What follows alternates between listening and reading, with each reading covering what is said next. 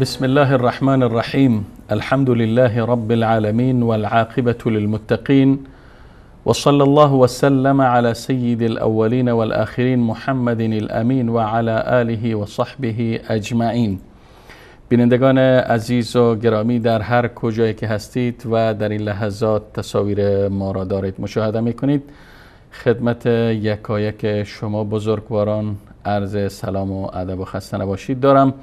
امیدوارم از نعمت صحت و عافیت و تندرستی برخوردار بوده باشید. با برنامه دیگری از سری برنامه‌های بازسازی اندیشه باز هم مهمان خانه‌های شما عزیزان و بزرگواران هستیم. به اجازه شما خدمت جناب استاد عبدالرحمن فاتح کارشناس برنامه نیز عرض سلام و ادب دارم. جناب استاد فاتح به برنامه بازسازی اندیشه خوش آمدید. علیکم السلام و رحمت الله و برکاته. بنده هم به خدمت شما و تمام بینندگان عزیز و گرامی در هر گوشه از دنیا که هستن عرض سلام و ادب دارم و در خدمت شما جناب استاد بزرگوار هستم. تشکر جناب استاد فاتح بزرگوار. امیدوار هستیم که بتونیم در این برنامه به بقیه شبهه هایی که پیرامون حجاب زن مطرح میشه جواب بتین و تکمیل کنیم این برنامه را. خب بینندگان عزیز و گرامی، همون گونه که مطلع هستید ما در برنامه گذشته بحثمون را پیرامون پاسخ به شبهاتی که پیرامون حجاب از سوی مخالفین مطرح میشه آغاز کردیم و به چند شبهه جناب استاد عبدالرحمن فاتح جواب دادند. البته در ارتباط به حجاب زن از طرف مخالفین و از طرف کسانی که میخواهند امت اسلامی را نسبت به حجاب دچار شک و تردید کنند شبهات زیاد مطرح کردند و ما به عمده ترین شبهاتی که مطرح شده میپردازیم و به او پاسخ میتیم.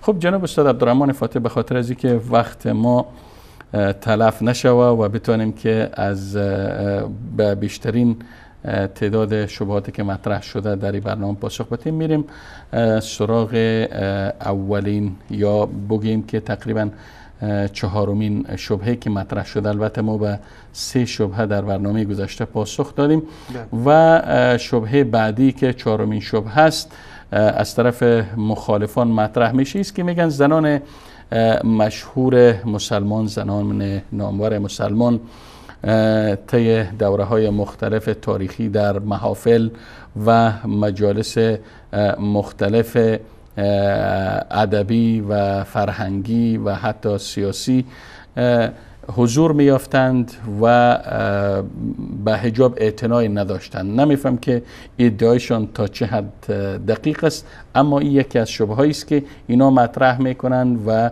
به خورد زنهای مسلمان میتن. میگن شما هم مسلمان هستین، زنهای گذشته هم مسلمان بودن و به شهرت رسیدن و حجاب اونها مانع نمیشد، یا به گونه دیگر میگن اصلا میگن اگر حجاب میداشتند حضور یافته در همچو محافل نمیتونستند.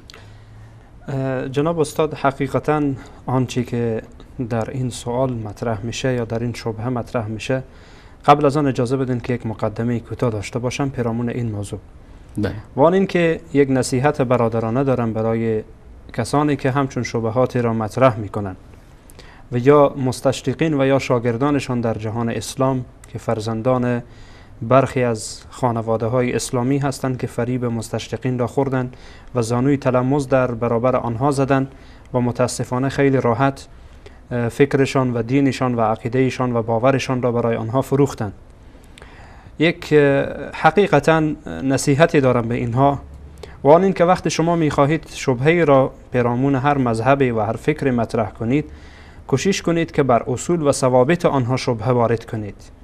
یعنی چیزی که پیش من سالم هست، پیش من مسلم هست و پیش من اصل وجود داره و من آن را قبول دارم، به عنوان شبهه برای من مطرح کن، نه یک چیز خیالی و فرضی، یک چیزی که اساسی در حقیقتا وجود خارجی نداره. تو میخوای آن را به روخ من بکشی، من اولا این را قبول ندارم. حالا این شبهه یا دیگر از شبهاتی که هست، به این واسطه میگم که این از روش بحث و از روش مناظره و از روش گفتگو و از حتی از روش انسانیت نیست که انسان یک کسی را ملزم به چیزی بکنه که آن را باور نداره. من مادامی که به این موضوع اعتقاد و باوری ندارم، چگونه من را ملزم میکنی که تو حتما باید این گونه عقیده داشته باشی؟ بناهن این شبهه هم وارد میشه و باید این را هم پاسخ بدی. البته جناب استاد فاتح گرامی، اینها در این شبهشان البته مثال های هم دارن. مثلا حضور زنها میگن در صحنه های جنگ، در غزوات زنان مسلمان و ازواج مطهرات میگن. خود از این نشانی است که اونقدر پایبندی به حجاب نداشتن. این شبهه را مطرح میکنن. بله، این حقیقتا اگر شما مثلا تاریخ اسلام را مطالعه بکنین و این عزیزان ما درست تاریخ اسلام را مطالعه کرده باشن، این گونه نیست که وقتی زنان رسول الله علیه السلام ازواج مطهرات یا دیگر زنان در میادین جهاد یا غزوات حاضر می شدن و بودن، اینها بدون حجاب بودن. این را کی میگه؟ حتی مثلا شما در داستان افک ام المؤمنین عایشه صدیقه رضی الله عنها وقتی مراجعه کنین، وقتی اتفاق افک قبل از این که اتفاق بیفته، ام المؤمنین عایشه صدیقه رضی الله عنها نقل میکنه که من سر خود را گذاشته بودم و آن نفر صحابی آمد بالای سر من گفت انا لله و انا الیه راجعون. میگه چون قبل از نزول آیه حجاب مر دیده بود میشناخت. متوجه شدین؟ بله. و جالب بر اینه که در اون داستان میآیه که ام المؤمنین عایشه صدیقه رضی الله تعالی عنها داخل همان کجاوه یا داخل همان آنچه که روی اسب یا روی شتر میگذاشتن و زنها دورش چادر داشت، دورش به هر حال پوشیده بود و زن داخل آن بود، زن محفوظ بود داخل آن و در حجاب کامل قرار داشت، کسی آن را نمیدید. و حتی ما مثلا در باب حج وقتی که یا در باب عمره وقتی که میبینین روایاتی آمده که زن در ایامی که به هر حال محرم هست چهره خود نپوشه، یعنی به این معنا چهره خود را نپوشه که آن روپوش کلا به رویش چسبیده نباشه.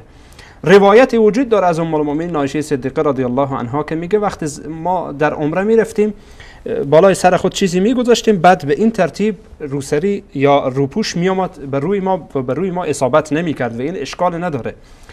یعنی اگر تاریخ اسلام اینها درست مطالعه بکنن یا مثلا بیاین روایاتی که در این مورد وجود داره، سفرهایی که ازواج مطهرات یا دیگر زنان صحابه رضوان الله علیهم اجمعین کردن را درست بخوانن، این حرف نمیزنن که اینها از حجاب ابایی نداشتن. یعنی چی؟ این حرفیه که واقعا باز هم گفتم که اصلا من به عنوان یک فرد مسلمان اولا این را قبول ندارم.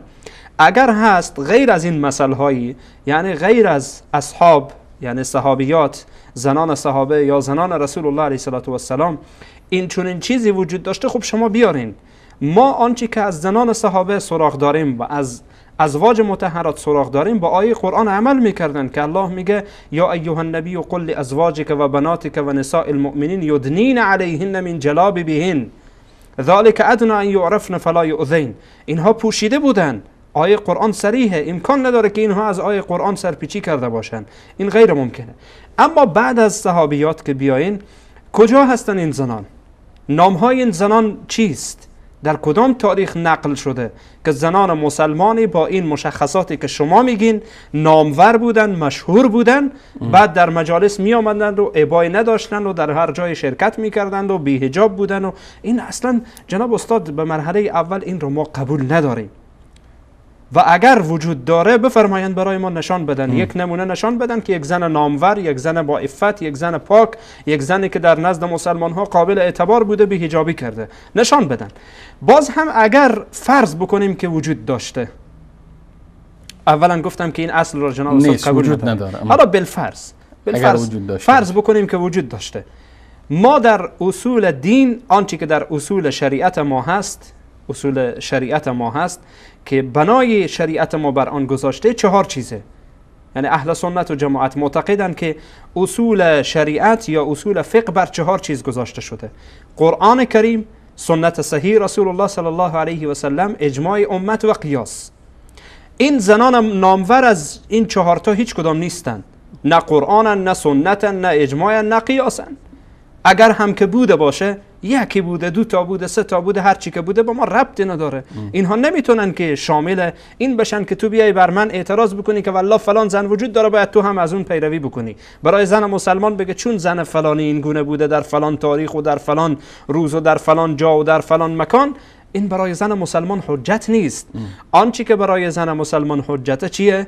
قرآن کریم، سنت صحیح پیامبر علیه السلام، اجماع و قیاس. و در هیچ کدام شما نمیبینین که مسئله بی‌حجابی وجود داشته باشه. پس ابتدا شما میگین اصلا چون این چیزی وجود نداره. بله. و در قدم دوم اگر وجود داشته باشه عمل فلان یا فلانه دلیل و حجت شده نمیتونه. اگر هم که جناب استاد ما بدون شک قاعده کلی که رسول الله علیه السلام میگذارن: کل بنی آدم خطا و خیر الخطائین التوابون. و احتمال داره خطا هم کرده باشه. بله امکان داره. و اگر حتی خطا هم نکرده باشن، گویا ای که ای کارشان عمدی بوده، این دلیل شده نمیتونه، حجت شده نمیتونه که ما بیایم او را به اسلام نسبت بدیم که فلان زن مسلمان، فلان زن مشهور این کار را کرد، بنا به او ای جواز داره. ابدا یعنی عمل او، عمل او و یا کردار او و رفتار او برای ما حجت نیست و برای زن مسلمان حجت نیست جناب استاد. باز هم که گفتیم اگر چون این چیزی امکان داشت، یعنی اتفاق افتاده باشه، یک عمل فردی بوده و خطایی بوده که از پیش اون انجام شده و این عمل او را، عمل هر فرد را جناب استاد، ما حقیقتا میگذاریم در میزان قرآن و سنت پیامبر صلی الله علیه و سلم و در میزان اصول خود میگذاریم. آنچه که اصول و مبنایی که برای شریعت ما گذاشته شده، اگر این اعمال فلانی، هر کس میخواد باشه، اعمال این فلانی موافقت با سنت پیامبر و با قرآن کریم کرد و اصول شریعت ما را زیر پا نکرد، قابل اعتباره. با عنوان یک فرد مسلمان کار او کار خوبیه چون موافقت کرده با اصول ما. ولی مادامی که یک فرد با عنوان مسلمان، غیر مسلمان، هر کس میخواد باشه، بیایه بر غیر از اصول ما، یعنی برخلاف اصول و ضوابطی که اسلام داره عمل انجام بده، آن عملش به خودش برمیخوره و خودش باید جوابگو باشه و ربطی برای زن مسلمان و برای برادر مسلمان و برای فرد مسلمان نداره. عملش مردود است، هر کی میخواد باشه. به هر شهرتی که رسیده باشه. خب جناب استاد فاتح، شبهه بعدی که مخالفان حجاب البته مطرح میکنن این است که میگن زن نیم جامعه را تشکیل میده و حجاب از زن باعث کندی فعالیت زن در جامعه میشه و این آهسته آهسته به فلج شدن نیمی از جامعه می انجامه. چی میگین در این باره؟ این هم اجازه بدین که جناب استاد با یک مقدمه شروع بکنم و با این مقدمه که اولا فلج شدن کارها، کند شدن کارها، انداختن آن به گردن حجاب یا بی‌حجابی، این خودش یک بی‌انصافیه. میتونه که مسائل دیگری در کند شدن کارها و در فلج شدن کارها باشه. تنها این نیست که نبود زنها باعث بر این بشه که جامعه فلج بشه و جامعه نابود بشه و جامعه نتونه که درست پیشرفت بکنه. اولا با این قاعده جناب استاد بنده موافق نیستم. شاید علتهای دیگری وجود داشته باشه، علتهای این که ما درست به هر حال نمیتونیم درست کار را پیش ببریم، وسایل درست و آلات درستی برای کار خود استفاده نمی کنیم برای هر کاری، یا نمیتوانیم درست درک نداریم که چگونه این کار را پیش ببریم و مسائل دیگری که در کارها و در فلج شدن کارهاست که این حقیقتا ربطی به حضور زنها یا عدم حضور زنها نداره. یعنی این را جناب استاد اگر این دشمنی نباشه دیگه چیز دیگری نیست. واقعا اگر از باب انصاف ما حرف بزنیم و از باب انصاف بیایم داخل بشیم، ربطی نداره کل فلج شدن کل کارها و از بین رفتن کل کارها و کند شدن تمام کارها رو بیاندازیم به گردن این که چرا زنها حجاب دارن. این واقعا یک حرف بی منطقیه، یک حرفیه که از روی بی انصافی زده میشه. اولا مقدمه. ثانیاً جناب استاد وقتی که این حرف زده میشه، اولا این نکته را بفهمیم که اسلام عزیز با کار کردن زن ممانعتی نداره، مادامی که شرایط کار را زن مراعات کنه. بیرون شدن زن از خانه بنا به شروطی را اسلام گذاشته برای حفظ و مسئولیت خود زن. یعنی وقتی اسلام عزیز میگه که میان زن و مرد خلطیتی نباشه، به خاطر مسئولیت و حفظ خود زنه. عجیبه که در جوامعی که جناب استاد به این نکات توجه نمیشه، بعضی از خواهران ما متاسفانه فریب خوردن احیانا، بله والله به حق زن ظلم شده و به حق زن جفا شده و زن در داخل خانه مانده و فلان شده و چی فرق میکنه، باید زن و مرد با هم کار بکنن. جناب استاد شما اگر اخبار را تعقیب بکنین در کشورهای مختلف، به خصوص در کشورهایی که امروز طبل آزادی زن زده میشه و خیلی راحت کوشش میکنن برای اینکه زنهای مسلمان را بی حجاب بکنن و حجاب آنها را از تن آنها بکشن بیرون تا اینکه سوء استفاده بکنن از این زن. اون مردی که میاد طبل میزنه که والله اشکال نداره باشه زنها با هم مشترک باشن و با هم در کنار هم بنشینن و دست بدن و با هم دیگر به هر حال رابطه صمیمی داشته باشن، هیچ اشکال نداره. همین فرد جناب استاد به دنبال چیه؟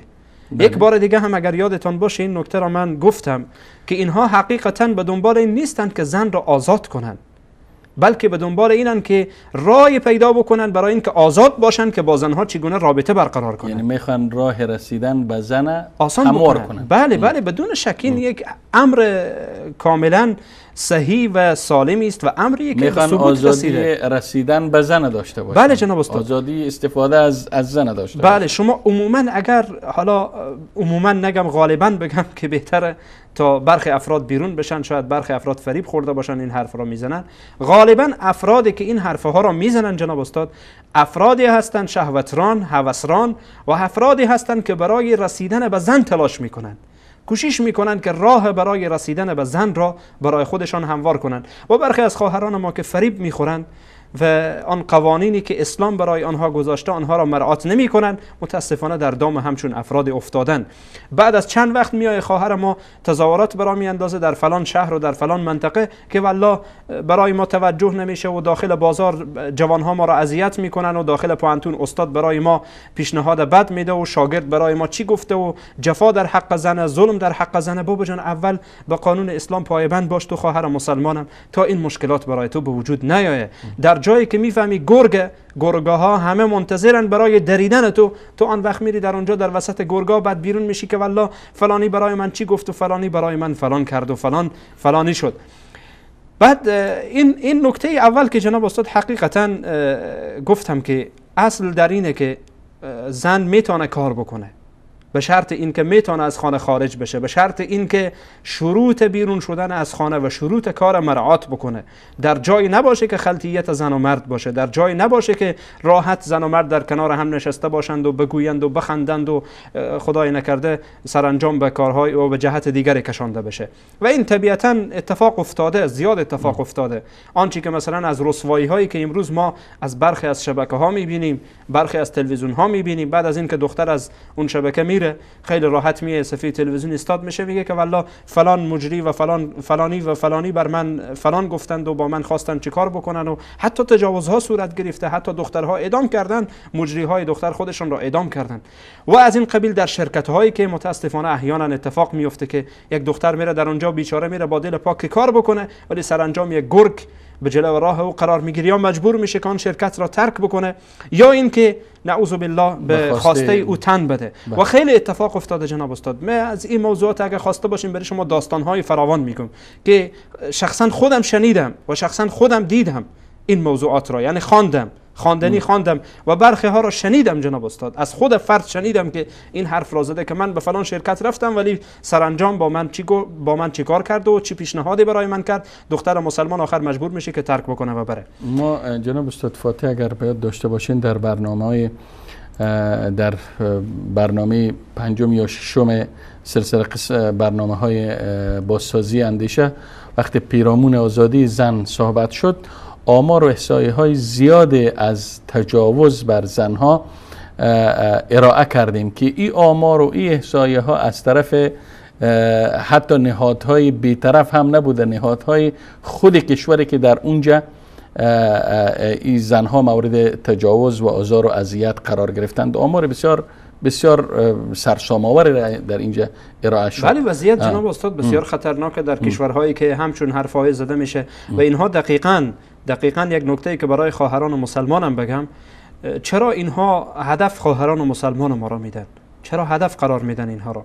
به خاطر اینکه خواهر مسلمان ما وقتی که به هر حال اسلام برای شوهرش گفته، برای پدرش گفته، برای برادرش گفته که تو مجبوری به عنوان یک فرض الهی و به عنوان یک فرض اسلامی و وجیبه اسلامی که برای خواهرت و برای مادرت و برای دخترت و برای زنت بیاوری و اون مثل ملکه نشسته باشه و بخوره و راحت زندگی بکنه. فقط تو مجبوری اون را بپوشانی. امروز زن غربی آرزو میکنه جناب استاد. زنهای غربی بیچاره ها روزی ندارن، روز تا به شام مجبورن برن داخل شرکت ها کار بکنن. فرزندانشان یا در کودکستان ها هستن یا در جاهایی که تربیت اطفال میشه. آنجا چی تربیه میشن مشخص نیست. بعد از این که یا مجبوره که یک کارگر زن را بگیره بیاره در داخل خانه که با پسرانش و با دخترانش آنها را بزرگ بکنه، لباسای آنها را بشویه، لباسای آنها را به تن بکنه. بعد از اینکه این فرزند بزرگ میشه با پدر و مادرش چیکار میکنه؟ آن را میفرسته به خانه بزرگسالان. حقشه جناب استاد. وقتی که یک پدر و مادر درست فرزندشان را تربیت نکنند، برایش محبت پدر و مادری ندهند، سرانجام مجبور میشه و این یعنی حق این پدر و مادر که بره به خانه بزرگسالان بره و در سال یک روز این فرزند برخیزه بره برایش روز مادر را تبریکی بده یا پیش پدرش بره. و این حقیقتا جناب استاد وقتی که این حرف را میزنن والله کارها فلج میشه. نه، کارها فلج نمیشه، شما فلج میشین، چون مشکل شما در هوسرانیه، هوسهای شما فلج میشه، شهوت شما فلج میشه. و الا اینکه ربطی به فلج شدن کارها نداره، بلکه بهتر در اینه که خواهر مسلمان ما، مادر مسلمان ما و زن مسلمان در تربیت فرزندان خود بکوشه، در کار خانه بکوشه، کار خانه را بده برای خودش بگیره و کار بیرون را بده برای شوهرش، برای برادرش، برای پدرش. و اگر هم که احیانا مجبور شد از خانه رفت بیرون، تحت شرایط برایش اجازه هست و میتونه که این کار را انجام بده. جناب استاد شما به نقطه مهم اشاره کردین، نقطه تربیت اولاد. امروز برخی از خواهران و برخی از خانواده ها گمان میکنند که فقط فرزندشان به خوراک و پوشاک نیاز داره و اونها را از لذایز تربیت و وجود پدر و مادر در کنار فرزند، از محبتی که پدر و مادر به اولادشان تزریق میکنن، از این محروم میکنن و بالاخره قسمی که شما اشاره کردین نتیجه شمی میشه که فرزندی که توسط مربی های زن به غیر از مادر تربیه میشه، پدر و مادر به چی میگن، به نهادهای بزرگسالا و یا خانه بزرگسال، خانه سالمندا یا بزرگسالا اونجا بفرستن. خب جناب استاد فاتح، میریم سراغ شبهه بعدی که اینا مطرح میکنه و مخالفان حجاب به این باورن، میگن که آرایش کردن زن و ظاهر شدن زن به گونه که بی حجاب باشن، میگن این تحریک برانگیز نیست. این یک چیزی است که وقتی زن بدون حجاب در بازار ظاهر میشه و در محیط کار حضور پیدا میکنه، در همچون محیط ها میگه مرد تمایل به دیدن نداره به طرف زنها. اما برعکس میگن زن محجبه، زن که حجاب میپوشه، این زن تحریک برانگیز است و میول طرف مقابل، طرف مرد تحریک میکنه و مردها هم میگن به قول معروف کل ممنوع مرغوب، هر چیزی که ممنوع باشه مرغوب است. به طرف زنها نگاه میکنن و تمایل پیدا میکنن و بالاخره این حجاب باعث آزار و اذیت زنهای محجبه در جامعه یا در محیط کار میشه. حقیقتا جناب استاد این حرف رو نمیتونیم ما قبول بکنیم. اولا اینکه مسئله تحریک یا عدم تحریک، اولا این موضوع رو جناب استاد ما قبول کرده نمیتونیم، به خاطر اینکه طبق که شما اشاره کردین بیشترین آمار فساد و تجاوز فعلا در کشورهایی که بی‌حجابی وجود داره. این را با من موافق هستید یا نه؟ بله در این شکل و حتی میتونن بینندگان عزیز هم از زنهای لخت به حیث یک ابزار، یک کالا بله. در اعلانات تجارتی و بازرگانی استفاده میکنن. دقیقاً جناب استاد، من میخوام که این نکته را جناب استاد عرض بکنم که حتی خواهران و برادرانی که بیرون از کشورهای اسلامی، یعنی مثل کشورهای اروپایی فعلا زندگی میکنن و فعلا برنامه ما رو میبینن، میتونن در این مورد مشارکت داشته باشن که آیا فساد و فحشایی که امروز در کشورهای اروپایی است بیشتره یا در کشورهایی که امروز حداقل یک چیزی به نام مسلمان و حداقل به نام اسلام فعلا حکومت میکنه.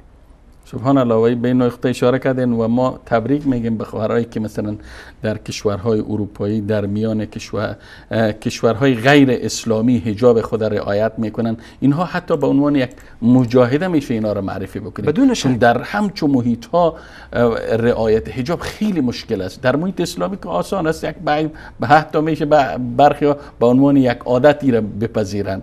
جناب استاد چند روز پیش یکی از خواهرها خودش میگفت که حرف جالبی میگفت وقتی من حجاب میگیرم احساس عزت و شرافت میکنم. این یک حقیقت جناب استاد. وقتی یک زن چی مسلمان چی غیر مسلمان، حتی غیر مسلمان ها دوست داره که برای خودش وقار و عزت و شرافت به دست بیاره، دوست نداره که لخت باشه، دوست داره که برای خودش شرافت و عزت قائل باشه. و جالب بر اینه که یعنی واقعا یک یعنی منطق بسیار یعنی عجیب و که انسان به تعجب میاندازه اینه که در کشورهای اروپایی مردا حجاب دارن چون احساس عزت و شرافت میکنن، اما زن بیچاره را نمیگذارن که حجاب بگیره. زن بیچاره را نمیگذارن حجاب بگیره به خاطر چی؟ چون میخوان که از او به عنوان یک آله استفاده بکنن، به عنوان یک آله استفاده بشه، طرفش نگاه کنن، خوشگذرانی کنن، عکسش را روی صابون و شامپو بیاندازن، عکسش را این طرف و آن طرف پخش کنن، توسطش تبلیغات بازرگانی بکنن. این حقیقت جناب استاد عجیبه، یعنی واقعا انسان تعجب میکنه. باز اینها میاین یعنی همچون حرفی بزنن که والله این مسئله تحریک برانگیزه و این مسئله فلانه و این مسئله فلانه. بعد جناب استاد اگر تحریک برانگیز نیست زنان بی حجاب، پس چرا این زن بی حجاب خودش را آرایش میکنه و خودش را لخت میکنه؟ برای کی؟ برای چی؟ و چرا این کسی که شبهه میاندازه اگر تحریک برانگیز نیست، اگر نمیخواد که از این زن به عنوان وسیله استفاده بکنه، چرا عکسایش را به عنوان وسایل بازرگانی استفاده میکنه؟ پس معلومه که یک حرفی هست در داخل این. و این خواهر مسلمان ما خودش این موضوع را درک میکنه جناب استاد. و یک زنی که برای خودش عزت و شرافت را در حقیقت برای خودش به ودیعه گذاشته و میخواد که عزت و شرافت داشته باشه، این نکته را درک میکنه و میفهمه. پس بنابراین این حرف که والله اینهایی که حجاب دارن جلب توجه میکنن، اینهایی که حجاب دارن نمیفهمم بیشتر رغبت به طرف آنهاست، خب معلومه که رغبت بیشتر به طرف آنهاست. یک زنی که عزت و شرافت خودش را مورد توجه خود داره، معلومه که مورد توجه دیگران قرار میگیره. اما زنی که عزت و شرافت خود را زیر پا میکنه، در نزد مردم هم عزت و شرافت نداره. حجاب برای زن عزت میده، به همین واسطه زنان محجبه بیشتر مورد توجه دیگرانند. متوجه شدین جناب استاد؟ غیر از تحریک. بله، موضوع تحریک موضوع جدایی هست جناب استاد. حتی ما گفتم که بیشترین تحریک یعنی در زنانی که حجاب ندارن. اما یک نکته دیگر در اینجا خوبه که اشاره بشه و آنچه که برداشت غلطی که امروز برخی ها از حجاب دارن، برخی از زنان درسته حجاب میگیرن ولی به تعبیر رسول الله علیه السلام کاسیاتون عاریاتن، یعنی خوب خودشان را میپوشن، تا اینجا هم میپوشه ولی چشما کاملا آنها را مرتب میکنه، آماده میکنه، لباس چسب میپوشه. این حجاب اسلامی نیست. اگر حجاب اسلامی باشه دیگران را تحریک نمیده. حجابی که طرف مقابل یا مرد را تحریک بده آن حجاب نیست جناب استاد.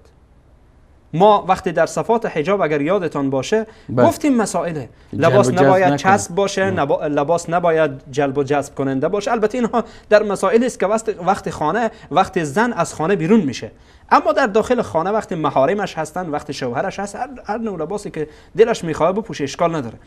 ما این شرایط را جناب استاد بیان کردیم. اما این نکته ای که فعلا به نام حجاب، چی حجاب ترکیه، چی حجاب ایرانیه، چی حجاب افغانیه، چی حجاب عربیه و حجاب های مختلفی که امروز وجود داره، یعنی اغلب آنها اگر شما آنها را ببینین چسبه یا چسبه.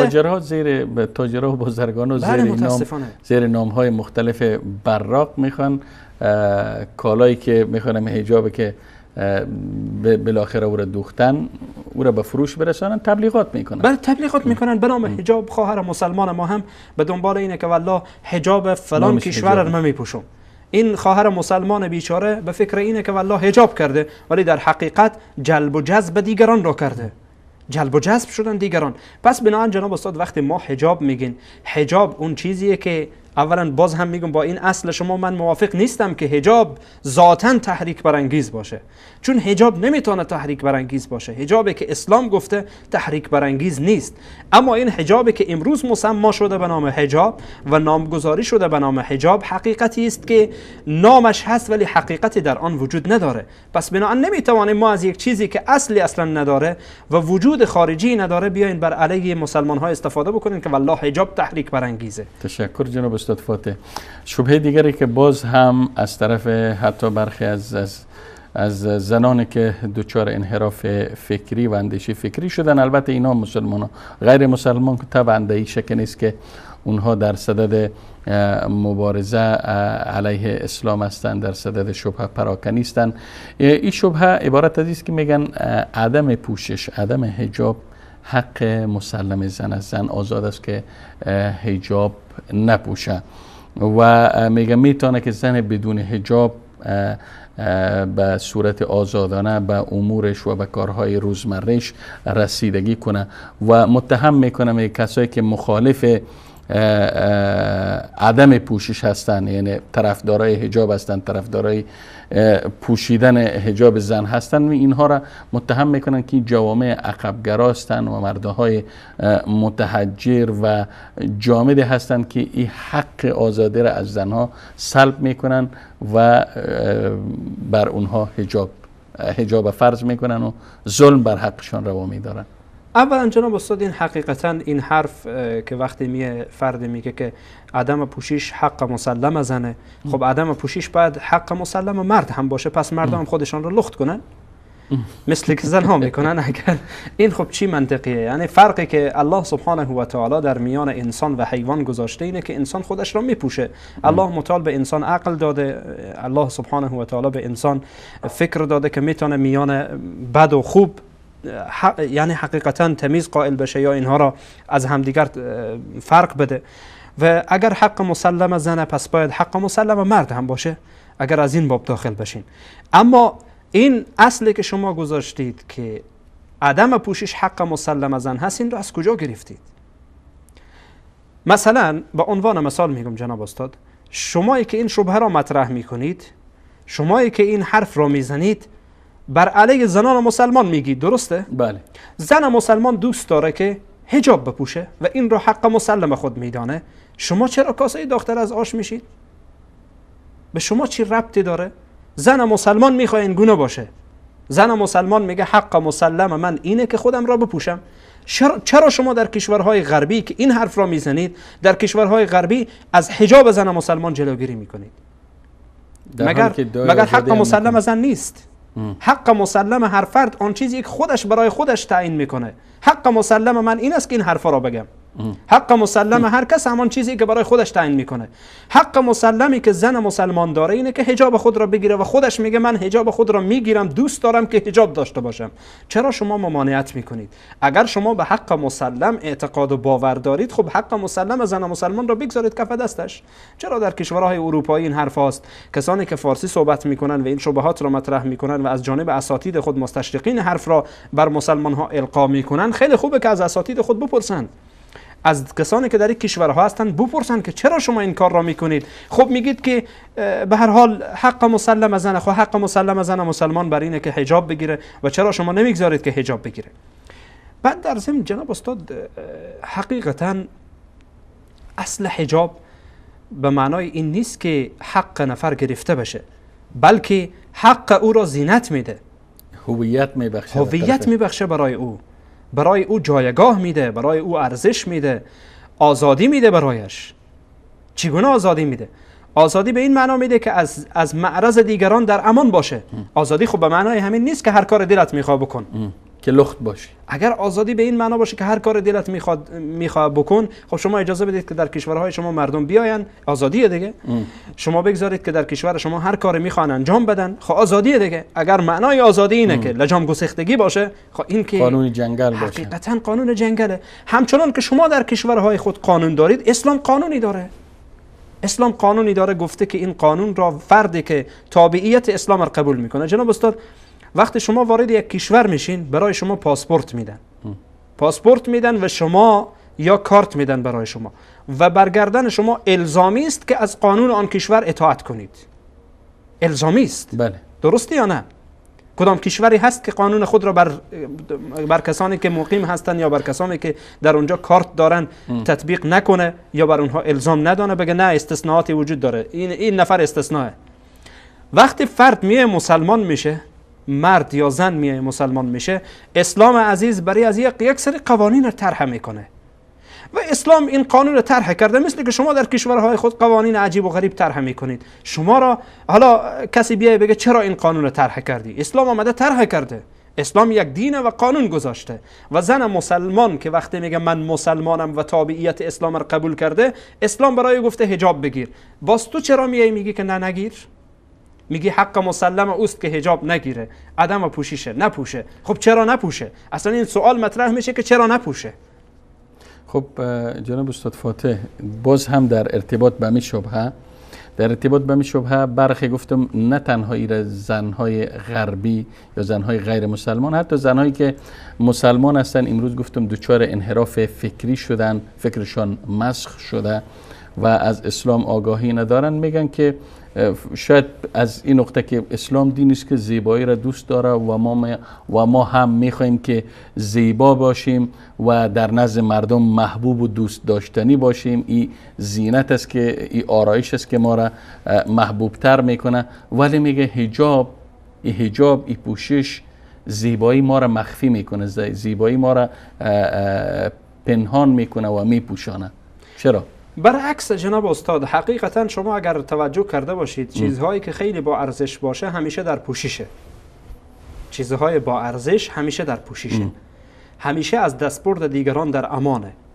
مثلا به عنوان مثال شما یک پارچه طلا و یک پارچه آهن در کنار هم بگذارید، ببینید کدام یکی بیشتر جلب توجه میکنه و کدام یکی بیشتر دست بر او خورده میشه که به هر حال گرفته بشه. کدام یکی؟ طلا یا آهن؟ طلا. خب چیز اما اینا دائما ایره هم مطرح میکنن، میگن شما دائما این مثال میزنین، این قیاس شما قیاس مع الفارق است. میگن نه، خیلی هم با هم ربط داره جناب استاد. قیاس مع الفارق اینه که ربط این دوتا با هم نداشته باشه. ربطی که در این قیاس هست، علت در میان این دو وجود داره. علت در نگهداری طلا چیه؟ عدم دست برده. بله. و علت در حجاب زن چیه؟ عدم دست برده. بله. پس بنابراین دو علت در کنار هم جمع شده. مگر صاحبش. بله، مگر صاحبش. خب طلا هم صاحبش از آن استفاده میکنه. بله. پس اینها با هم رابطه داره. قیاس مع الفارق نیست جناب استاد. قیاس مع الفارق آنه که این دو تا با هم اصلا هیچ سنخیت نداشته باشن، هیچ رابطه‌ای نداشته باشن، علتی در میان اینها وجود نداشته باشه، یعنی علتی که اینها را با هم جمع بکنه در کنار هم. پس بنابراین حقیقتا جناب استاد چیزهایی که با ارزش باشه همیشه پوشیده میشه، همیشه پوشانده میشه، ولی چیزی که بی ارزش باشه همیشه در دسترس همه مردم قرار میگیره و همه مردم از آن استفاده میکنن. ولی چیزهای با ارزش همیشه با ارزشه و همیشه در جای امن و امان قرار میگیره. اما این حرف خواهر مسلمان نیست. یک خواهر مسلمان این حرف نمیزنه که زیبایی خود را در عدم حجاب بدانه. متوجه شدین؟ یک کسی که دین را قبول کرده، یک کسی که قرآن را قبول کرده، یک کسی که پیامبر را قبول کرده، زیبایی خود را در حجاب خود میدانه. میگه من زمان زیبا میشم که حجاب خود را بگیرم. مثل بعضی از مخلوقات الله سبحانه و تعالی همینطور لخت نباشم، بلکه یک حجاب داشته باشم، یک شخصیتی برای خودم قائل بشم. و همیشه جناب استاد زیبایی در چهره نیست. زیبایی همیشه در چهره نیست. احیانا میشه که این زیبایی در اخلاق و در رفتار و در گفتار یک فرد نهفته باشه. اگرچه چهره خوبی هم نداشته باشه، دیگران را جلب توجه میکنه در سخنانش، در گفتارش، در رفتارش، در اخلاقش. و این حجاب اخلاق زن مسلمان را، گفتار زن مسلمان را و ترتیب حتی حرف زدن زن مسلمان را درست برایش یاد میده و این در واقع عین زیبایی است. عین زیبایی است. و این که ما تنها جناب استاد بگین که چهره در حقیقت زیبایی را آشکار میکنه. من گفتم اولا که این زن مسلمان این حرف نمیزنه، چون زن مسلمان نمیخواد که در فتنه بیفته، نمیخواد که خلاف دستور الله سبحانه و تعالی و پیامبرش انجام بده کاری. اما برای کسی که غیر مسلمان میگم، خواهر که یا زنی که غیر مسلمان میگم این حرف را که اگر زیبایی تنها در چهره باشه، این حقیقت برداشت بسیار اشتباهیه، برداشت بسیار غلطیه. پس بناهن شخصیت زن را زیر سوال میبره، جایگاه زن زیر سوال میبره و زیبایی اخلاقی و زیبایی رفتاری و زیبایی گفتاری زن را زیر سوال میبره، بی‌حجابی و عدم حجاب. آیا فکر میکنین استاد فاتح گرامی که حجاب با زیبایی و با جمال در تعارض و تضاد است؟ نه، ابدا در تعارض و در تضاد نیست. زیبایی زن مسلمان برای کسی است که برای شوهرش هست، شوهرش از آن استفاده بکنه، شوهرش چهرهش را ببینه، نه اینکه عموم مردم هر کس بیایه و ببینه. این بی ارزش میشه. تلاس زن یعنی تلاس، زن الماس است. بله، چیز با ارزش است، چیز با ارزش است که اسلام اینقدر تأکید داره برای حجابش، برای اینکه حجاب خود را مراعات بکنه و متوجه حجاب خود باشه که تا یک خرابی در داخل جامعه به وجود نیه. حتی حجاب زن یک رابطه با مرد هم داره، رابطه با مرد هم داره که الله سبحانه و تعالی وقتی که دستور میده زن مسلمان را که حجاب خود را بگیر، تا اینکه مرد هم با عفت باقی بمانه، مرد هم خودش را حفظ بکنه و در حفظ باشه. و الا اینکه اگر زنها بی حجابی بکنن، خودشان هم در دام گرگه ها میافتند و گرگه ها هم گرگتر میشوند. تشکر جناب استاد فاتح گرامی. به اجازه شما و به اجازه بیننده های عزیز و گرامی یک میان برنامه کوتاه را میبینیم، اما بیننده های عزیز و گرامی پس از این میان برنامه انشالله تلفن های برنامه زیرنویس میشه و شما عزیزان میتوانید در ارتباط به موضوع برنامه اظهار نظر کنید و همچنین سوالات خودتان هم مطرح کنید. با هم میان برنامه را میبینیم و انشالله برمیگردیم و با شما دوباره خواهیم بود. برنامه‌های زنده شبکه جهانی وصال حق. وأعطوني حبالا من وصالي قناة في سما الأفلاك جاءت بأغلال على أهل 12 ساله شیعه امان اعتقادی را داشتند که محمد ابن عبدالوهاب و شیخ الاسلام ابن تیمیه و همه کسانی که امروز متهم به سلفیت و برنامه امامان وهابی شیعه پخش زنده شنبه ها ساعت 19:30 مکه مکرمه، 20 تهران، 21 کابل و 21:30 تاجیکستان. برنامه رحمت پخش زنده یک شنبه ها ساعت 15 به وقت مکه مکرمه، 15:30 تهران، 16:30 کابل و 17 تاجیکستان. برنامه جایگاه سنت در اسلام پخش زنده یک شنبه ها ساعت 17 به وقت مکه مکرمه، 17:30 تهران، 18:30 کابل و 19 تاجیکستان.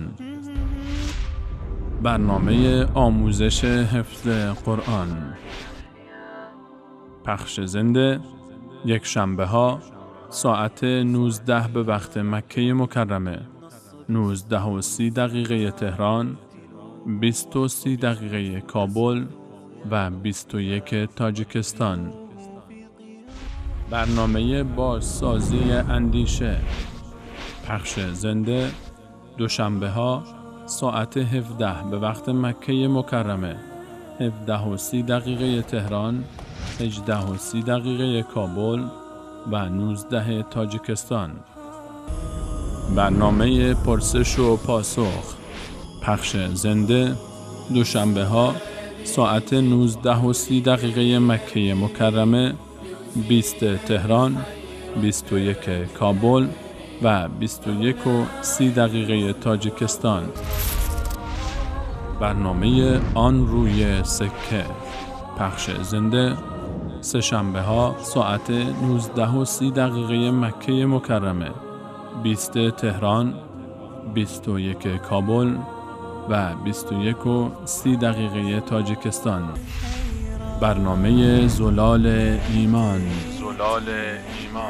پخش زنده چهارشنبه ها ساعت 17 به وقت مکه مکرمه، 17:30 تهران، 18:30 کابل و ساعت 19 تاجیکستان.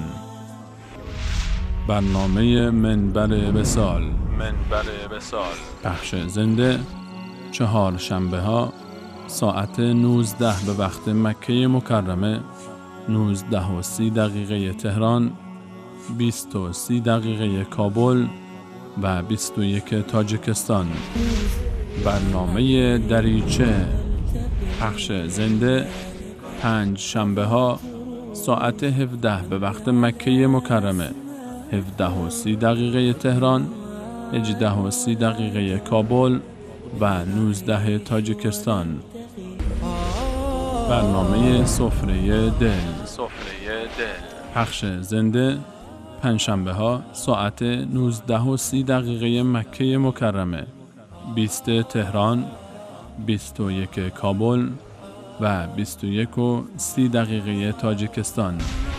برنامه آموزش روحانی قرآن پخش زنده جمعه ها ساعت 16 به وقت مکه مکرمه، 16:30 تهران، 17:30 کابل و 18 تاجیکستان. برنامه قلب آسیا پخش زنده جمعه ها ساعت 19 به وقت مکه مکرمه، 19:30 تهران، 20:30 شب کابل و 21 تاجیکستان. شما می‌دانید در شبکه جهانی وصال حق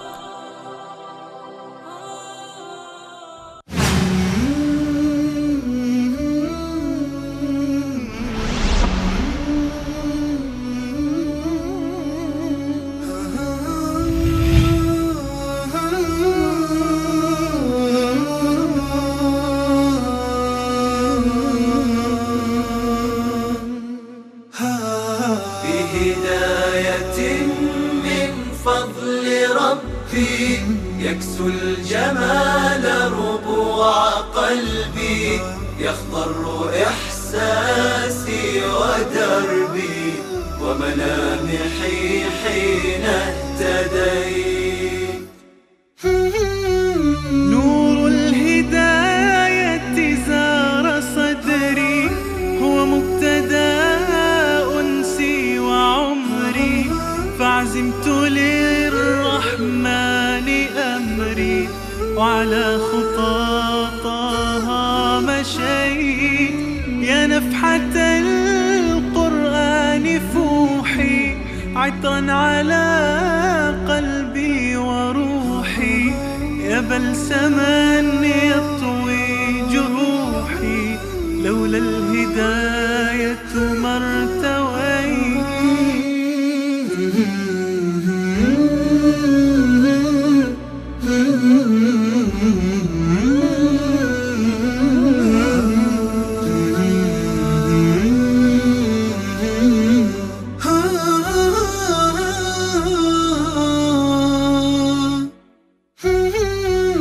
كم عشت والتفريط عادة، ما ذقت في الدنيا سعادة، حتى اهتديت إلى العبادة.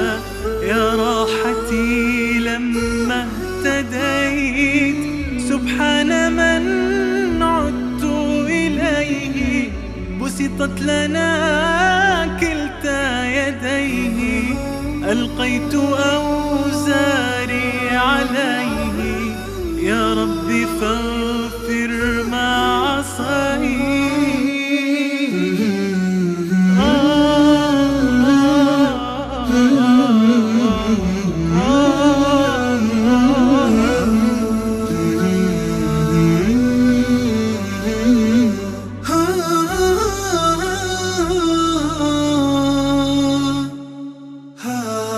بهداية من فضل ربي، يكسو الجمال ربوع قلبي،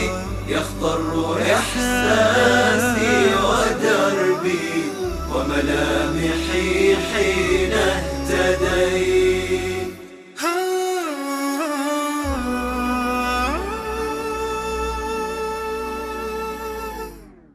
بهداية من فضل ربي يكسو الجمال ربوع قلبي، يخضر إحساسي ودربي وملامحي حين اهتديت.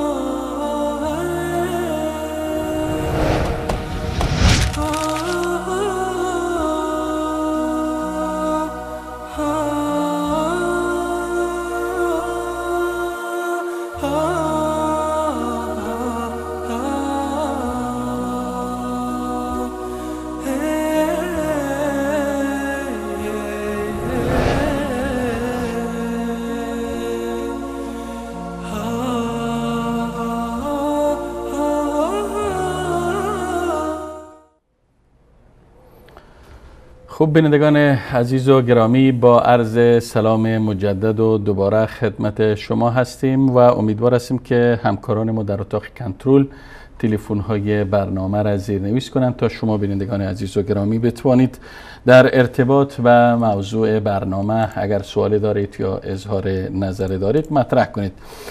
خوب بینندگان عزیز، جناب استاد عبدالرحمن فاتح قبل از میان برنامه داشتن در ارتباط با تقریبا 5 شبهه‌ای که مطرح کردیم صحبت کردن و جواب دادن. از جمله شبهاتی که مطرح شد یکی هم این شبهه بود که مخالفان حجاب میگفتند که یا این ادعا را مطرح میکنند که گویا زنان مشهور مسلمان و نامور مسلمان از حجاب ابایی نداشتند و در صحنه‌های مختلف ادبی، سیاسی و حتی در صحنه‌های جنگ حضور می‌یافتند که جناب استاد فاتح جواب خیلی زیبایی دادند.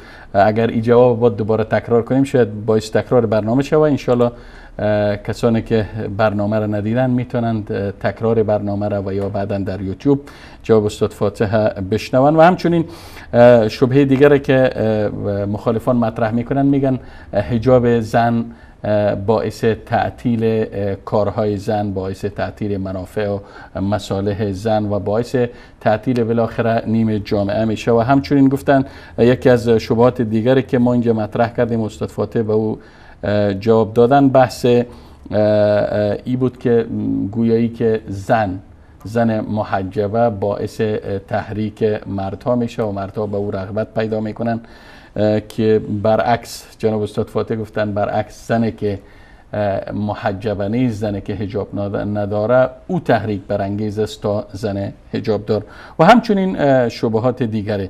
در این لحظات دوستای گرامی اشاره میکنم که تلفن های بیننده های پشت خط تلفن هستن. من اولین بیننده را میگیرم. سلام علیکم بیننده گرامی، بفرمایید. بله تشکر. من از سوئیس همراهتان صحبت میکنم. بفرمایید خواهر گرامی.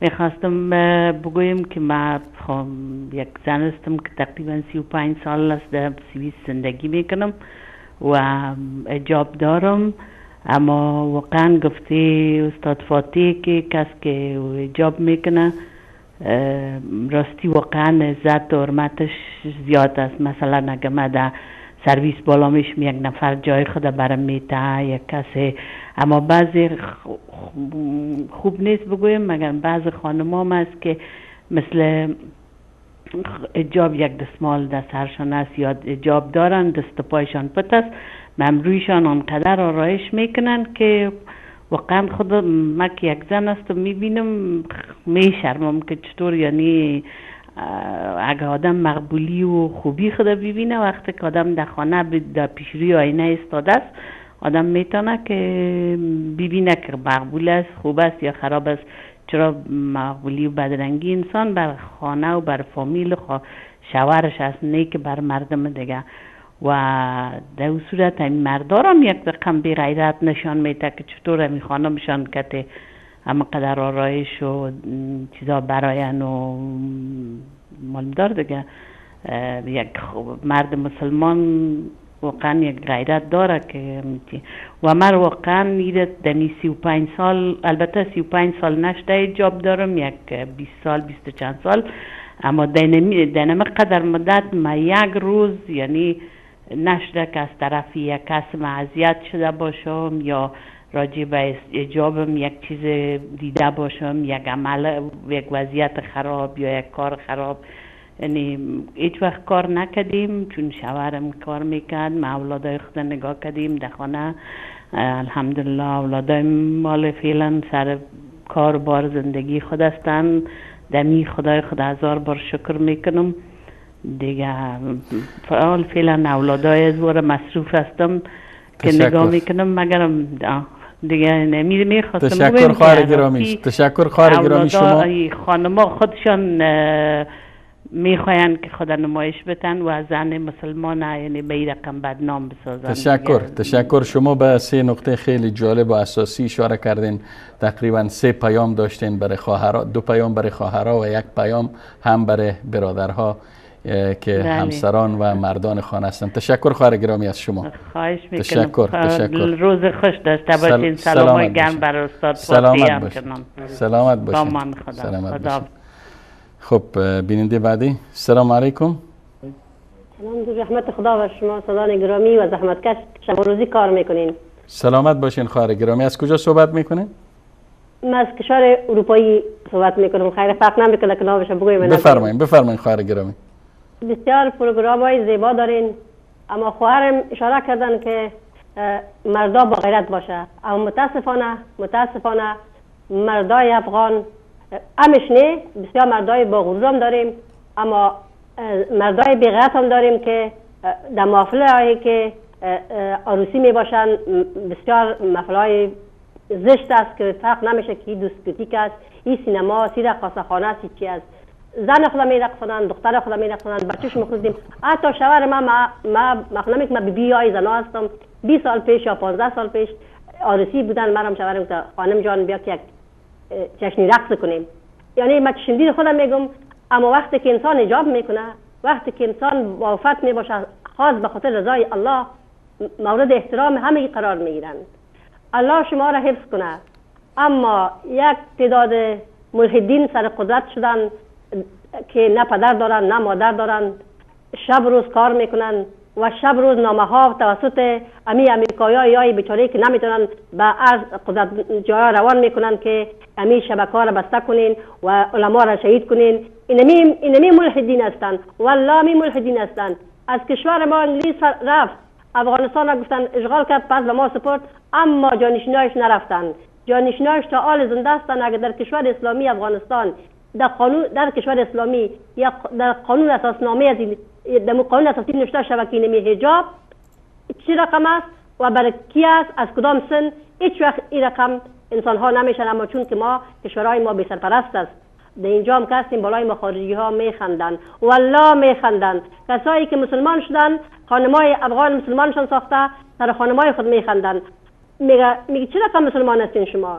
ما خجالت میکشیم از عروسی‌های خود، از مرده های خود که مراسم میگیریم یا ما نصیحت میکنن، ما خجالت میکشیم که ما زفت پوش مسلمان هستیم، اما الحمدلله عمروار مسلمان میشن، ابوعبیدوار مسلمان میشن، خالدوار مسلمان میشن. اگر دیر مسلمان میشن دین میفهمن. و شما زحمت بکشین، زحمت کشیتان گم نمیشه. الهی حج را آخرت دنیا نصیبتان شوه و میشه ان شاء الله تاج زد دنیا و آخرت سرتان مانده شوه. السلام علیکم و رحمت الله. تشکر خواهر گرامی. تشکر خواهر گرامی. تشکر از شما. تشکر از شما. خوب میریم سراغ بیننده بعدی. السلام علیکم.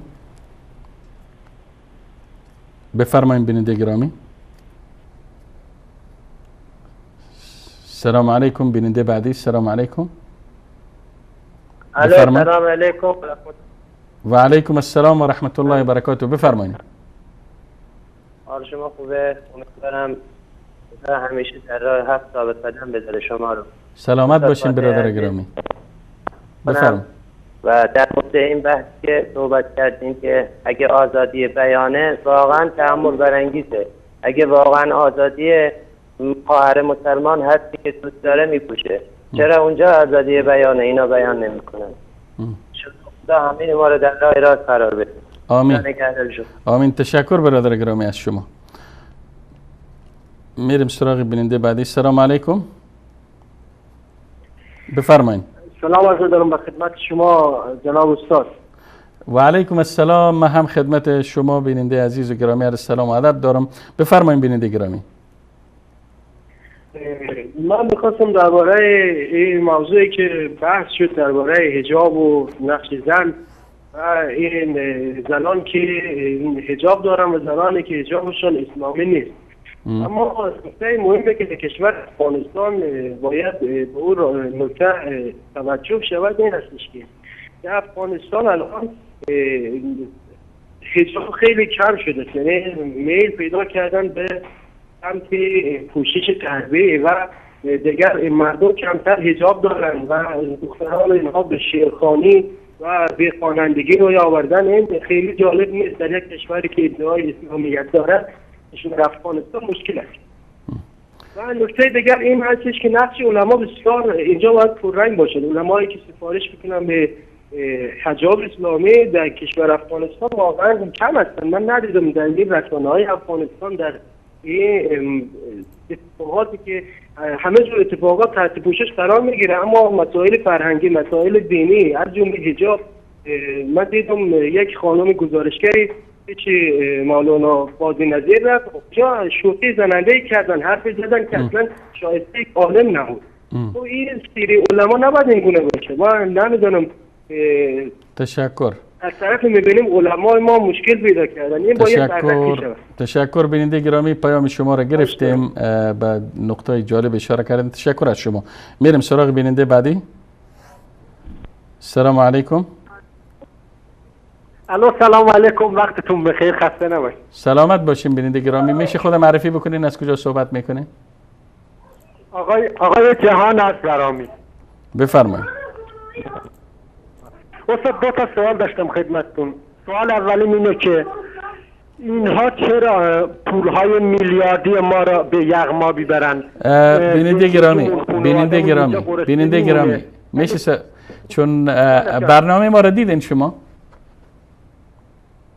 برنامه‌تون رو والا حقیقت تازه باز کردیم تلویزیون. خب بیننده گرامی، چون بحث ما، موضوع برنامه ما، موضوع شبهاتی که پیرامون حجاب مطرح میشه است، اگر قضایای سیاسی و اینا را میشه شما در برنامه آن روی سکه مطرح کنین بهتر میشه، چون ما در اول برنامه تذکر دادم، بیننده های عزیز و گرامی را گفتم فقط موضوعیت برنامه را باید رعایت کنن.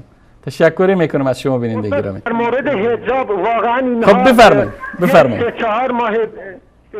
4 ماه پیش اسید پاشی را ما اصفهان شاهد هستیم. اسید پاشیدن رو اصفهان، دخترای اصفهانی را اسید پاشیدن. اینها مسلمانی ما از اینها ندیدیم. کیها اسید پاشیدن برادر گرامی؟ واقعا به اسم اسلام جانم. خب پیامتان رسید بیننده گرامی. بسیجی های ایران گفتین بر روی دختران اصفهانی اسید پاشیدن، درسته؟ بله. اگر گفتنی دیگری هم دارین در ارتباط به حجاب در خدمت شما هستیم بیننده گرامی. استاد خیلی ممنون، مزاحمتون هم شدیم. متشکرم از شما. اینها به اسم اسلام هر کاری میکنن، واقعا اینها مسلمون نیستن. خیلی ممنون و السلام علیکم و رحمت الله و علیکم السلام و رحمت الله و برکاته. بیننده بعدی وصل هستن، بفرمایید بیننده گرامی. السلام علیکم.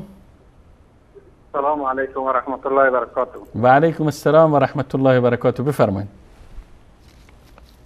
واقعا از این برنامه شما بسیار تشکر درباره حجاب است. بله. واقعا امروز حجاب یا مسلمین به اندازه شده چون در خانات دعوت و تبلیغ می امروز سعی کنیم هر چیز منکرات، چون وظیفه اصلی که ما پیامبر صلی الله علیه و سلم برای ما داده بود رسالت برای تمام امت اسلام. بله. او کار نکردیم. امروز چون قرآن میگه مسلمان خود خور، خانواده خور، علیال خور از آتش جهنم نجات ده، مفهوم آیه شریفه. بله بله. اما ما او کار نکردیم. پیامبر صلی الله علیه و سلم میگه در عصر زمان هست که من نیم، اگه من میبینم سختن با این زنها جهاد میکردم، در باطل پوشیده اما لخته. اما دوا از چیه؟ دوا از باید در هر خانه کار بشه. امروز مسلمان ها وظیفه اصلی خود ترک کردن، اون وظیفه که خداوند تعریف از این امت کرد که شما بهترین امتین برای نفر ثانی. بله. اما او وظیفه مسلمان ها ترک کرده. امروز تعداد کمی هم که بیرون میشن به خاطر نشر و پخش دین، امروز یا نام وحدیت میزنه کشور همسایه ایران. برای ما چی میگه؟ میگه اینا وحدیایه. امروز مور وحدی کسی که توحید یکتاپرستی اعلان کرد، همه میگن چی اینا وحدیه، مور وحدیت بالا اینا میزنه. اما الحمدلله امروز چهره رژیم آخوندی ایران برای اغلبیت مردم افغانستان آشکار شده و این تهمت ها و این برچسب ها و این شبه هایی که وارد میکنن امروز گفتم الحمدلله از دید مردم پنهان نیست، میفهمن که شبهه بیش و تهمت بیش نیست. اما ما وظیفه داریم که باید در ارتباط با ملت خود، در ارتباط با طبقه و قشری که اطلاع ندارند روشنگری کنیم و اونها را متوجه بسازیم که تهمت های بیش نیست. تشکر از شما بیننده گرامی. تشکر. والا یک چیزی که ما برای ما توضیح بدین که حجاب چی رقم حجابیه؟ واقعا حجاب چی رقم حجابیه؟ چادر عربیه؟ بیننده گرامی ما در دو قسمت قبلی برنامه در یک قسمتش پیرامون صفات و شرط‌های حجاب صحبت کردیم و شما میتونید در ارشیف برنامه بازسازی اندیشه به این برنامه را ببینید و پیرامون این موضوع توضیحات لازم ارائه شده. تشکر از شما. جزای خیر بده. آمین آمین. جزای خیر بده. آمین آمین. میریم سراغ بیننده بعدی. سلام علیکم. سلام. و علیکم السلام. بفرمایید خود معرفی کنید بیننده گرامی. خب من از ایران ایرانه. بیننده گرامی میشه خود معرفی بکنین؟ سلام، خسته نباشین. سلامت باشین. خود معرفی بکنین. اگر در ارتباط با موضوع برنامه صحبتی دارین در خدمت شما هستیم. اسمم جان محمد از کرج ایران. خب بفرمایین. من درباره برنامه شما یا برنامه شما فرار از مولای بود درباره بیننده گرامی ابتدایی که صدای شما خیلی ها قطع و وصل هم میشه و واضح هم نیست و طوری که من از صحبت های شما فهمیدم، اگر در ارتباط با موضوع برنامه صحبت دارین در خدمت شما هستیم. بغیر از موضوع برنامه ما معذور هستیم که صحبت شما را قطع کنیم. میگم خواهشونه یک برنامه که پرواز گذاشته ما درباره دین و مذهب صحبت کنیم، نه درباره دین اسلام. تشکر از شما بیننده گرامی. تشکر بیننده گرامی. که بیننده که صحبت ندارن در ارتباط با موضوع برنامه خواهش میکنم وقت بقیه بیننده ها را نگیرن. بیننده گرامی سلام علیکم. بفرمایید. سلام علیکم. خسته نباشید. و علیکم السلام. بفرمایید. خود معرفی کنین. از کجا صحبت میکنین؟ من محمدی هستم از ایران. بفرمایید آقای محمدی. بله، میخواستم راجع به برنامه‌تون بگم که از دست زیاد تحقیری کردن، یعنی الان این کارهایی که مثلا داعش و مثلا بیننده گرامی اگر خواهش میکنم اگر حرفی برای گفتن دارین، ما فارسی صحبت کردیم، واضح براتون توضیح دادیم که اگر در ارتباط با موضوع برنامه صحبت دارین بفرمایید و الا داعش رو نمیفهم چی و حش شبی این حرفا رو دیگه در این برنامه مطرح نکنین. تشکر میکنم از شما. بیننده بعدی وصل هستن. بفرمایید. سلام علیکم. و علیکم السلام و رحمت الله و برکاته. بفرمایید بیننده گرامی. رحمت خدا بود. من عبدالله از سوزیستان تمام میکنم. آقا عبدالله فکر کنم اگر شنیده باشم درست صدایتان میشه. عبدالله. خب آقای عبدالله بفرمایید. من نسبت همین حجاب هستم که این حجاب از طرف خداوند نه تنها رحمت برای زنها بلکه برای مردهای بیگانه هم رحمت خداوندی است. برای این مثال گفتم که من به نزدیکی یک تحقیقات علمان آمریکایی رو خواندم. وقتی که اونها تشخیص میکنن بسیار مردم آمریکایی با کسلی دوستای گرامی در اتاق کنترل اگر صدای بیننده ما را بیننده گرامی اگر میشه شما کمی اندک بلندتر صحبت کنین چون ما نفهمیدم چی گفتین.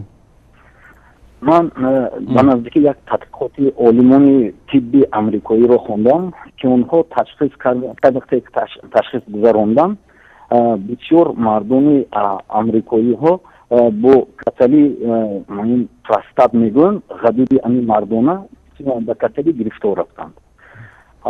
وقتی که اونها دیگر دولت ها رو همیشه تشخیص میگذارونن در دولت سعودی عربستان سعودی همیشه کسلی کم. اونها گمان میکنن که در همین عربستان سعودی خوراک غذایی که میخورن در همین کسلی یعنی مثبت تاثیر میکند و این کسلی رو کم کرده.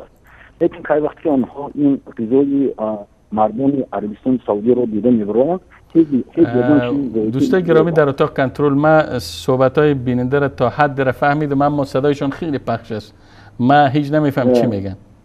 بله بفرمایید. همون وقتی که تشخیص میگذارونن در خوراکی عربستان سعودی یکون چیزی پروتئین نمیابن بعد به خلاصه میگویند که همون اونها زنهای اونها با حجاب هستند. همون که وقتی مرد یک زن نامحرم رو میبیند و با شهوت نگاه میکند البته با همین دستبرسی نمیابد و شهوت خود رو شکسته نمیتواند همین پروستات و تبزیش میابد و به همین کسلی پروستات گرفتار میشوند. تشکر بیننده گرامی آقای عبدالوهاب.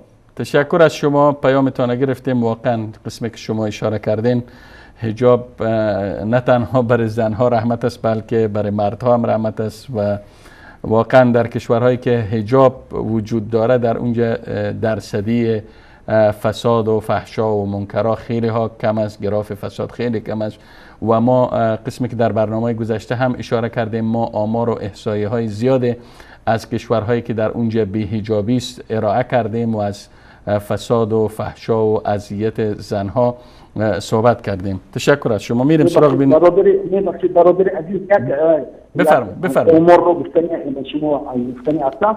حاضر در جهان خیلی که به همه معلومات از همه دینی پیشرفته ایستاده یعنی دینی که بسیار آدم‌ها دین رو قبول کرده دین اسلام است. لیکن در داخل همین شخصانی که این اسلام رو قبول میکنن 70% آنها زنها تشکیل میکنن. اگر همین حجاب اگر آنها رو درجهشان رو تفت میکردن نباید که آنها اسلام رو قبول نمیکردن. برعکس این حجاب به آنها عزت میده. تشکر. به نقطه خیلی جالب اشاره کردین. واقعا دوست گرامی ما آقای عبدالله از تاجیکستان گفتن آمار ارائه شده از درصدی مسلمان هایی که غیر مسلمان هایی که به دین اسلام مشرف میشن 70% تازه مسلمان ها را زنان تشکیل میدهند و اگر حجاب خدای نخواسته آزادی زنها را سلب میکرد اصلا زنها مسلمان نمی شدن. درصدی تازه مسلمان ها در میان مردها بیشتر می بود. تشکر از شما. میریم سراغ بیننده بعدی. سلام علیکم. بله سلام علیکم امیراست. و علیکم السلام. خواهر گرامی بفرمایید. میخواستم بگم درباره حجاب قبل هم از در پروگرام تان زنگ زده بودم گفت داشته باشه نمونه‌اش تصویری نشان بدین به خاطر برای کسایی که نمیفهمه که فکر میکنه حجاب است در ببینیشان لباس تنگ و کت یا موهایشان نصف در پا اگر تصویری نشان بده. بله خواهر گرامی صدای شما قطع وصل میشه اما درست است. قسمی که شما در برنامه قبلی هم در یکی از برنامه زنگ زدین و خواستین که ما تصویری نمونه های از حجاب نشان بدیم که حجاب اسلامی اما دوستا بعد از مشوره به این نتیجه رسیدن که چون بعض حجاب ها چون سیاست شبکه‌ای را تقاضا نمیکنه بنابراین شما میتونین در صفحات اجتماعی در صفحات فیسبوک اگر یک کلیک بکنین نمونه از حجاب اسلامی را بنویسین، انشاءالله که پای خواهیم برد. و من خودم میفهمم من بر کسایی میگم که نمیفهمن متوجه شون. اما خواهر عزیز فکر کنم که جناب استاد فاتح وقتی در ارتباط به شرط های حجاب و صفات حجاب یک 6-7 مورد تذکر دادن، فکر کنم همین کافی است. بله. بازم نظرتان محترم از خواهر گرامی، ای کاش ما میتونستیم که نشان بدیم تصاویر از حجاب اسلامی را در اینجا و غیر اسلامی را. البته تشکر از شما. دیگه از فاطمه میخوایم که درباره بعض کسا میگن که باز ما پیر شدم حجاب میکنم، مال جوان هستم و یا موضوع حج رفتن شما میگه که باز در این باره یک ذره صحبت. انشالله خواهر گرامی. خداحافظ. تشکر از شما. خب میریم سراغ بیننده بعدی، انشالله آخرین بیننده ما هستن، بعدش برمیگردیم خدمت استاد فاتح گرامی. بفرمایید. الو. بفرمایید بیننده گرامی. سلام علیکم دادا شما، حال شما خوبه؟ سلامت باشین. میشه خود معرفی بکنین، از کجا صحبت میکنین؟ من محمد هستم از ایران. بفرمایید آقا محمد، اگر در ارتباط به موضوع برنامه صحبت دارین. الو سلام علیکم. و علیکم السلام، میشنیم صدای شما رو، بفرمایید. خسته نباشید. سلامت باشین.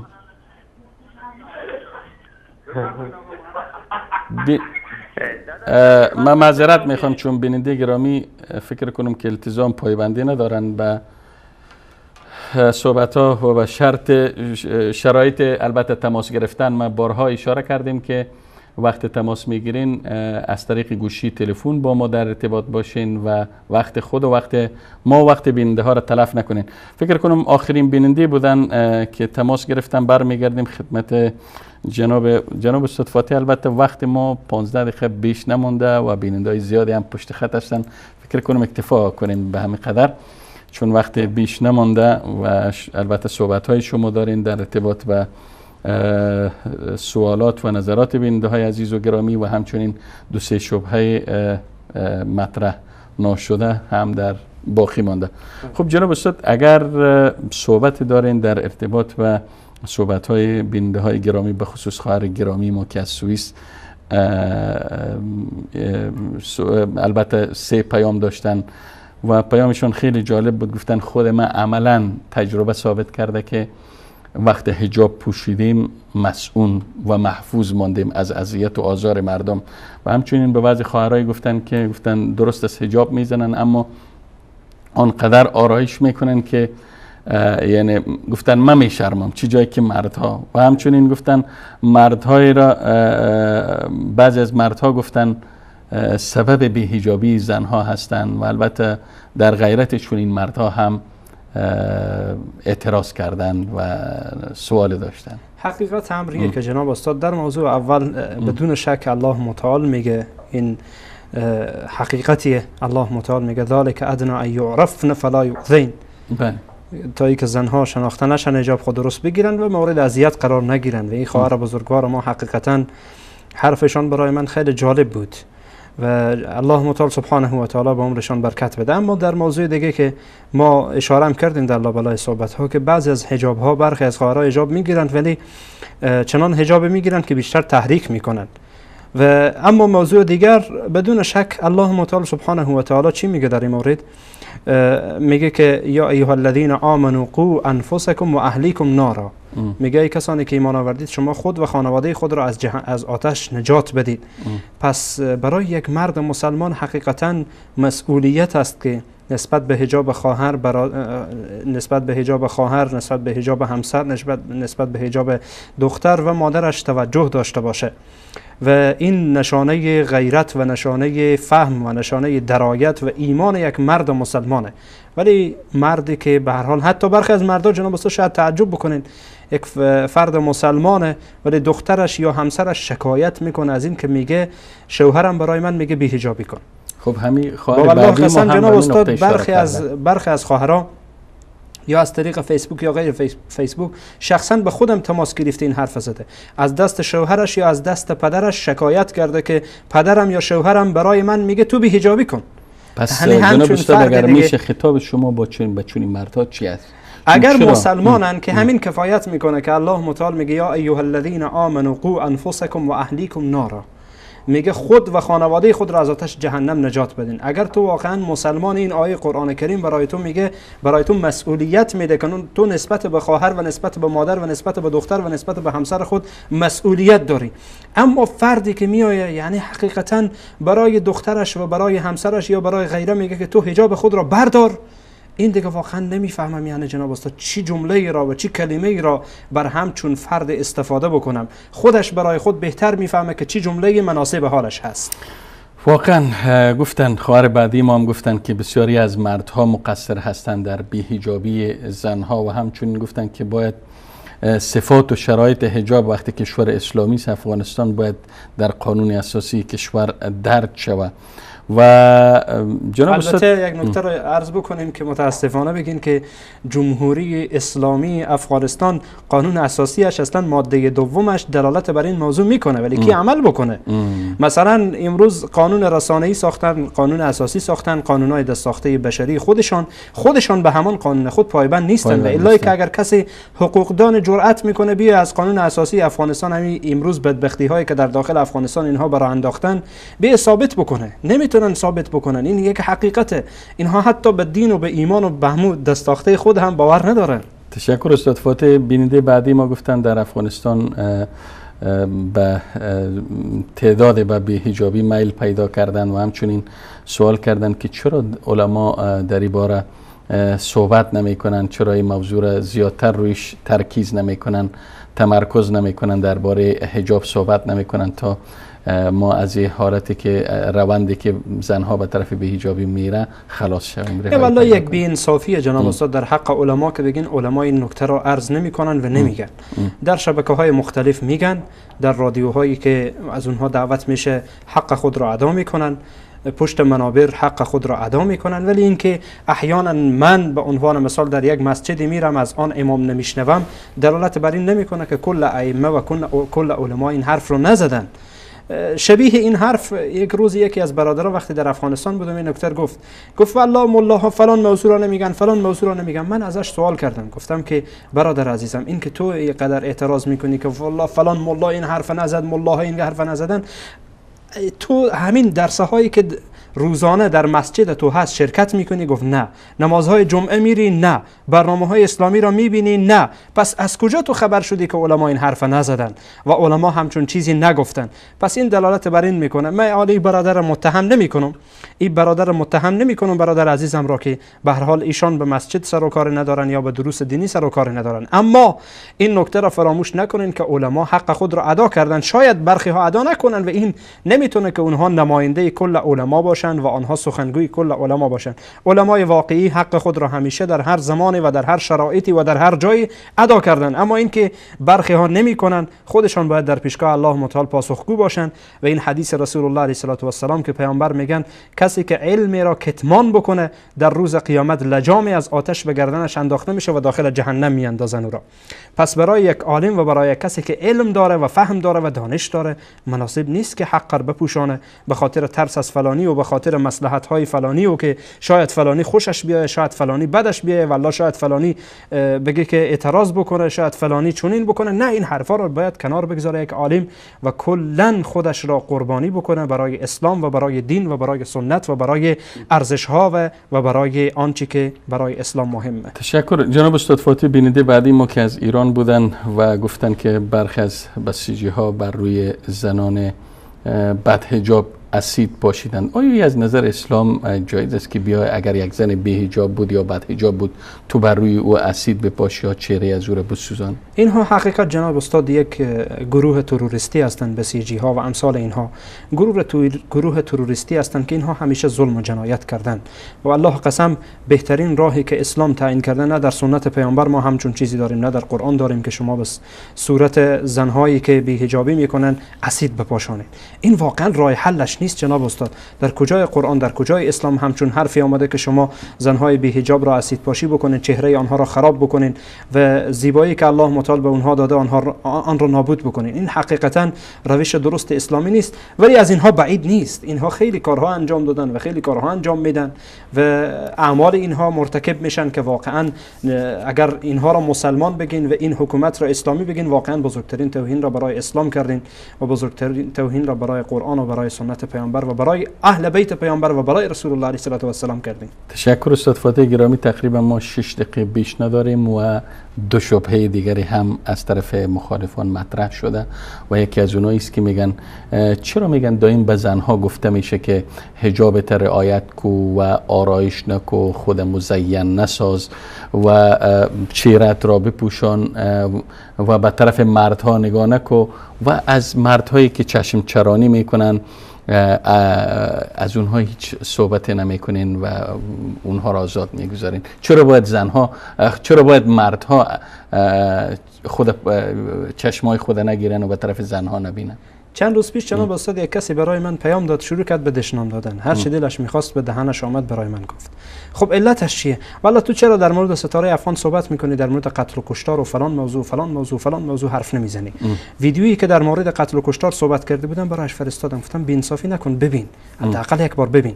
من جناب استاد این نکته را میخوام عرض بکنم که برخی از برادران ما یک نکته را میبینن یا برخی از خواهران ما یک نکته را میبینن ولی نکات دیگر را نمیبینن، خیلی از نکات را فراموش میکنن.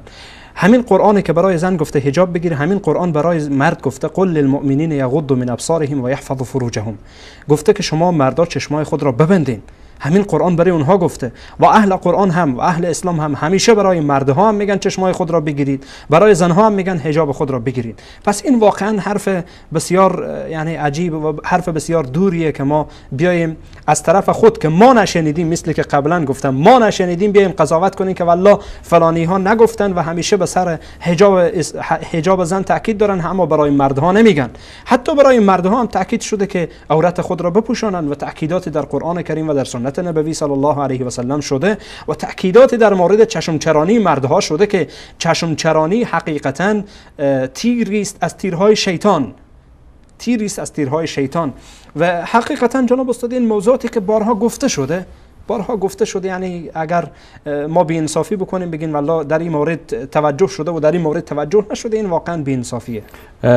فاتح صاحب عزیز، من فکر کنم که یک خواهشی که توصیه که یکی از خواهرات آخرین بیننده بود کردن، من او را مطرح کنم. گفتن بعضی از دخترها، بعضی از زنها میگن که خب حال جوان هستیم، بعدش انشالله که پیر شدیم حجاب میپوشیم، مثل ازی که میگن بعد از اینکه بزرگ شدیم باز نماز میخوانیم و حج میکنیم. در ارتباط به این طور زنها این مفکوره چی میگین؟ اولا جناب استاد این در اصطلاح شرعی به این تسویف میگن. تسویف حرامه. تسویف یعنی این که بگذار والله توبه میکنم، بگذار باز بعدن، فردا پس کمی بزرگ شدم، پیر شدم، فلان شدم. جناب استاد اگر حقیقتا ما نگاه بکنیم چقدر افراد، شما شخصا و من شخصا، چقدر افراد را در زندگی خود دیدیم که از ما کوچکتر بودن و فوت کردن. کی تضمین میکنه که کسی اگر این خواهر ما که حالا میگه که من پیر شدم حجاب میگیرم، اگر یک تضمینی و یا خطی از جانب الله متعال داره که نوشته شده که تو تا پیری زنده میمانی، خلاص بی‌حجابی کن، باز وقتی پیر شدی توبه بکن. ولی خواهر عزیزم این نکته را فراموش نکن، خواهر مسلمانم، که خیلی از افراد مثل من و تو این گونه تسویف کردن، گفتن امروز توبه میکنین، فردا توبه میکنین، باشه پیر بشین، باشه فردا، باشه پس فردا، باشه یک ساعت بعد، ولی اجل جلوتر اونها را برد و حالا زیر خروارها خاکند و دیگه فایده‌ای هم نداره برای این کار. آخرین شبهه که باز هم مطرح شده است که میگن حجاب، مخالفان حجاب میگن نشانه و علامه افراطیت و غلوب و سختگیری است و در تضاد با آزادی قرار داره و این بی‌حجابی باعث حتی تصادم در میان جامعه میشه، چون وقتی سختگیری باشه بعضیا مخالفت میکنن و در بس اوقات این سختگیری باعث مختل شدن امنیت در جامعه میشه. به این شکل این مطرح کردن. چقدر کلمات یعنی چرب و نرم و کلمات خوبی ماشاءالله استفاده میکنید شما از زبان اون. واقعا انسان یعنی شیفته میشه به این حرفا گاهی اوقات که قناعت میشه، ولی میکنه باطن را اگر نگاه بکنین، اگر باطن را نگاه بکنین این حرفا خیلی خطرناکه جناب استاد. از این جهت که یک فردی بیه بگه که والله این افراطیته، در این شکی نیست که اسلام مخالف افراطه و اسلام دین آزادیه، دینیه که آزادی بر مبنای اسلام، نه آزادی بر مبنای دموکراسی. این تفاوت را عزیزان توجه داشته باشند، چون آزادی بر مبنای اسلام دارای شروط و حدودی هست، شروطی داره و حدودی داره، اما بر مبنای نظام کفری دموکراسی متاسفانه حد و حدودی نداره، هر کار دلت میخواد بکن، هر کار میخواد انجام بده.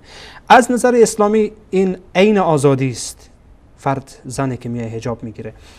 اما در باب افراطیگری یا افراطیت جناب استاد نیاز داره که ما برای این افراد افراط تعریف بکنیم. افراط تعریف کنیم که افراط عبارت از چیست؟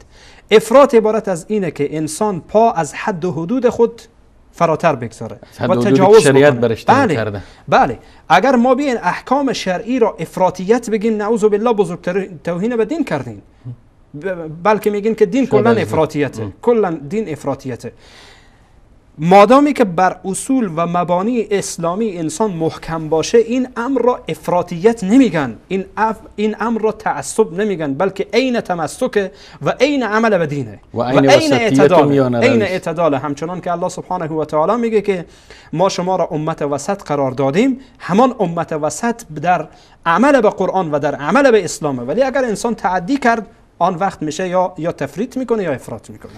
تشکر استاد فاتح گرامی که باز هم در این برنامه حضور یافتین و پیرامون و در پاسخ به شمار از شبهاتی که پیرامون حجاب مطرح شده بود جواب دادین و همچنین به تعلیقات بیننده ها و سوالات از اونها تعلیق دادین و پاسخ گفتین. تشکر از شما و تشکر از بیننده های عزیز و گرامی که برنامه ما را مشاهده کردن و از بیننده های عزیز و گرامی که به برنامه تماس گرفتن و از بیننده های عزیز و گرامی که منتظر ماندند و نتونستیم که تماسایشان را دریافت بکنیم. از همه‌تون تشکر میکنم و تا برنامه دیگر و دیدار دیگر همه شما را به پناه یکتای بی همتا می سپارم و السلام علیکم و رحمت الله تعالی و برکاته.